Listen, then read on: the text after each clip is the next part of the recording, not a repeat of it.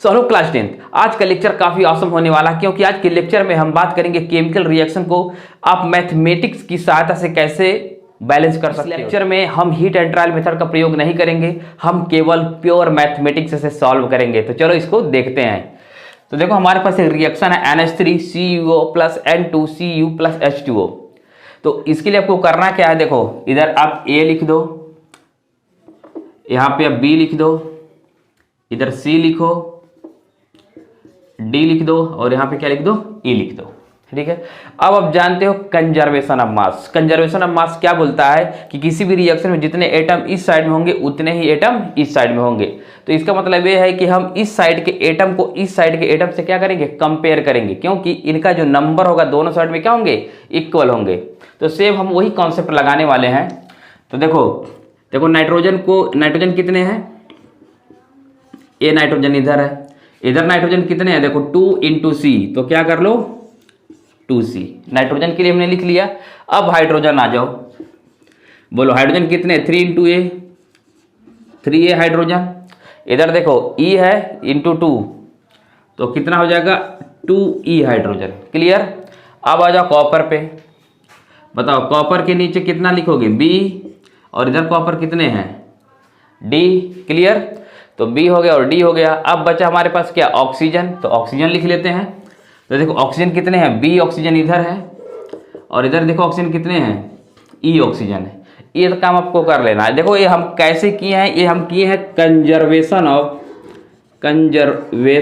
Of mass. Conservation of mass. तो conservation of mass क्या बोलता है कि एटम जो होंगे आपके दोनों साइड में क्या होंगे, इक्वल होंगे, क्योंकि एटम को ना बना सकते हो ना डिस्ट्रॉय कर सकते हो। ठीक है, यही क्या है, कंजर्वेशन ऑफ मास है।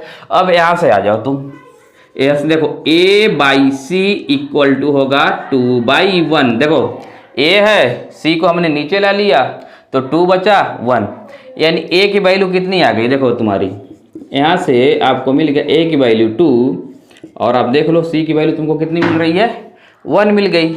ठीक है, तो C की वैल्यू 1 तो A की वैल्यू 2। क्लियर। अब यहाँ पे आ जाओ इस वाले में, देखो A की जगह पे कितना पुट कर दो, A की जगह पे कितना लाए हो, 2 लाए हो ना, तो 3 × 2 प्लस हो जाएगा 2 × E, तो 2 से 2 कट जाएगा, तो E का वैल्यू कितना आ गया, 3। तो हमको A का वैल्यू मिल गया, C का वैल्यू मिल गया और E का वैल्यू मिल गया। अब देखो यहाँ पे आ जाओ, बताओ B और E दोनों इक्वल हैं, तो यहाँ से देखो B = E = क्या हो गया, 3। तो हमको B = E = 3 मिल गया। अब B और D भी क्या है, इक्वल है, तो B = D = क्या हो जाएगा, 3। क्लियर। अब इसका मतलब है कि A के जगह पे आपको कितना रखना होगा, 2 रखना होगा। तो चलो यहाँ पे लिख देते हैं 2NH3 लिख दो। बताओ B की जगह पे कितना लिखोगे, 3 लिखोगे, तो लिख दो 3CuO। N2 की जगह पे C लिखोगे, C कितना आया, 1 आया, तो 1 ही रहने दो। बताओ D है, D की जगह पे कितना आया, 3 आया है, तो लिख दो 3Cu। और देखो E की जगह पे 3 आया है, तो लिख दो 3H2O। ठीक है। तो इस तरीके से प्योर मैथमेटिक्स का इस्तेमाल करके आप किसी भी केमिकल रिएक्शन को बैलेंस कर सकते हो। देखो जो रिएक्शन आपको कॉम्प्लिकेटेड लगे, हीट एंड ट्रायल लगाने में आपको दिक्कत हो रहा हो, तो आप उसको इस तरीके से बैलेंस करो, और जो आसान है, सिंपल है, हीट एंड ट्रायल से हो जा रहा है, तो उसको तो मैथमेटिक्स लगाने की जरूरत नहीं है। क्लियर। अब आप चेक कर सकते हो, आपके एटम देखो, हाइड्रोजन देखो 3 दूनी 6, 6 हाइड्रोजन इधर है, 6 हाइड्रोजन इधर है। क्लियर। इधर देखो 3 ऑक्सीजन इधर है, 3 ऑक्सीजन इधर है। कॉपर देखो 3 कॉपर इधर है, 3 कॉपर इधर है। देखो 2 नाइट्रोजन इधर है, 2 नाइट्रोजन इधर है। तो इस तरीके से हमारा इक्वेशन क्या हो गया, बैलेंस हो गया। हम आपके लिए एक और रिएक्शन लिखने जा रहे हैं, आप उसको बैलेंस करो।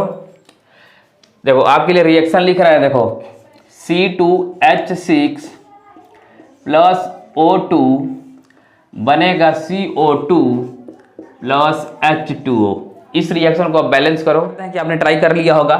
देखो आप क्या करो, इसको X ले लो और देखो इसको क्या ले लो, Y ले लो, इसको Z ले लो और इसको तुम क्या ले लो, W ले लो। ठीक है, X Y Z W कुछ भी ले सकते हो आप, ये वेरिएबल है। अब देखो कार्बन कितने हैं, 2 कार्बन, तो 2x कार्बन के लिए हम लिख रहे हैं, किसके लिए लिख रहे हैं, कार्बन। तो 2x इक्वल टू, इधर देखो ये z है तो z हो जाएगा। अब हाइड्रोजन के लिए लिख लो, तो हाइड्रोजन के लिए लिखोगे बाबू तो कितना आएगा 6x, क्योंकि 6 इंटू एक्स तो 6x, और इधर देखो कितना है 2 इंटू डब्लू तो हो जाएगा 2w। क्लियर। अब ऑक्सीजन का देख लो, ऑक्सीजन के लिए तुम क्या लिखोगे 2y, और इधर देखो ऑक्सीजन कितना है 2z प्लस इधर भी तो है, हो गया w। बस इतना काम करना है। अब इतना अगर आपने काम कर लिया तो एक क्वेश्चन आपके लिए क्या हो जाएगा, आसान हो जाएगा। अब यहां से देख लो x बाई जेड ले लो, बताओ x बाई जेड, तो z को इधर लाया तो 2 को उधर भेज दो तो हो जाएगा 1/2। तो यहां से हमको मिल गया x का वैल्यू 1 और z का वैल्यू 2। जब x का वैल्यू 1 मिल गया तो अब यहां से आ जाओ w का वैल्यू फाइंड कर लेते हैं। तो 6 इंटू एक्स की जगह पे 1, 2 इंटू क्या लिख लो w, 2 से काट दो तो हो जाएगा 2 3 जा 6। तो w का वैल्यू कितना आ गया 3 आ गया। अब जब w का वैल्यू 3 आ गया तो हमारे पास वैल्यू किसका निकालना है, केवल y का। तो वहां जाओ देखो 2y, z के जगह पे देखो लिखोगे 2 इंटू जेड कितना आया है 2, तो 2 2 जा 4 और w कितना आया 3, तो 4 प्लस 3 कितना होगा 7। तो यहां से y का वैल्यू आ गया भाइयों 7/2। क्लियर। अब x के जगह पे तुम 1 रखो तो आएगा C2H6, y के जगह पे 7/2 रखो तो हो जाएगा 7/2, इधर हो जाएगा O2। z के जगह पे 2 लिखोगे तो होगा 2CO2, w की जगह कितना लिखोगे 3 तो हो जाएगा 3H2। अब देखो इधर देखो, अब एटम आप काउंट कर लो, 2 कार्बन क्लियर। इधर देखो 3 दूनी 6 हाइड्रोजन क्लियर। इधर देखो 2 से 2 कटेगा तो टोटल कितने एटम 7 एटम इधर ऑक्सीजन के। इधर देखो 2 2 जा 4 और 3 कितना हो जाएगा 7। अगर आप हीट एंड ट्रायल मेथड से करते ना तो ये तुम यहाँ पे 7 जो लिखने में तुमको क्या होता है 7/2 आप जब सोचते तो काफी आपको प्रॉब्लम होने लगता है। क्लियर। अब चाहो तो इस पूरे रिएक्शन को 2 से क्या कर दो मल्टीप्लाई कर दो। जब 2 से मल्टीप्लाई कर दोगे तो ये 2 तुम्हारा खत्म हो जाएगा तो ऐसे मिलेगा तुमको 2C2 plus 7O2 equal to 4CO2 6H2O। तो ये तुमको पूरा रिएक्शन बैलेंस फॉर्म में मिल जाएगा। अब इसको नोट कर लो। ठीक है। तो अगर देखो हीट एंड ट्रायल आप लगा देते तो यहाँ पे H6 लिख लो C2H6। तो हीट एंड ट्रायल में देखो हो जाएगा उससे भी, बट टाइम टेकिंग होगा, टाइम काफी कंज्यूम हो जाएगा आपका। इधर से देख लो ये इतना बड़ा नंबर गेस करने में थोड़ा सा आपको क्या लगेगा टाइम लगेगा।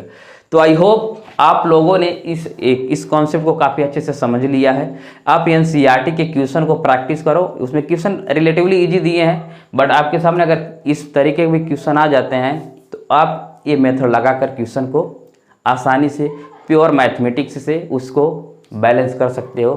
तो अगर ये वीडियो तुमको पसंद आया हो तो यार चैनल को सपोर्ट करो, क्योंकि बिना तुम्हारे सपोर्ट के कुछ होने वाला नहीं है। चलो मिलते हैं नेक्स्ट वीडियो में, तब तक के लिए बाय बाय।